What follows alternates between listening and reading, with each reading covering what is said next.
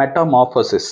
இந்த புக்ல இருக்க ஸ்டோரி என்னன்னா, கிரிகர்னு ஒருத்தர் ஒரு வீட்ல வாடகைக்கு தன்னோட அப்பா அம்மா கூட அந்த சிஸ்டரோட சேர்ந்து வாழ்ந்துகிட்டு இருக்காங்க. அவங்களுக்கு நிறைய கடன் இருக்கு. இவர் மட்டும் தான் வீட்ல சம்பாதிக்கிறவர். ஏன்னா அவங்க அப்பா ரிட்டையர்டு அண்ட் அவங்க அம்மா வந்து வீட்ல ஹவுஸ் ஒய்ஃபா தான் இருக்காங்க. அண்ட் அவங்க சிஸ்டர் வந்து 17 இயர்ஸ் ஓல்டு. ஸோ எந்த ஒர்க்கும் பண்ணாம வீட்ல தான் இருக்காங்க. ஸோ கிரிகரை நம்பி தான் அவங்களோட ஃபேமிலி மொத்தமும் இருக்கு. ஸோ இவரோட சேலரியை வச்சு தான் அந்த ஃபேமிலி ரன் ஆகிட்டு இருக்குங்கிறதுனால கிரிகர் ரொம்ப ஹார்ட் ஒர்க் பண்ணி டிராவலிங் சேல்ஸ் எக்ஸிக்யூட்டிவா ஒர்க் பண்றாரு. ஸோ இப்படி கஷ்டப்பட்டு அவர் போயிட்டு இருக்கும்போது ஒரு நாள் தூங்கி எழுந்திருக்கும் போது ஒரு வண்டா மாறி இருக்காரு.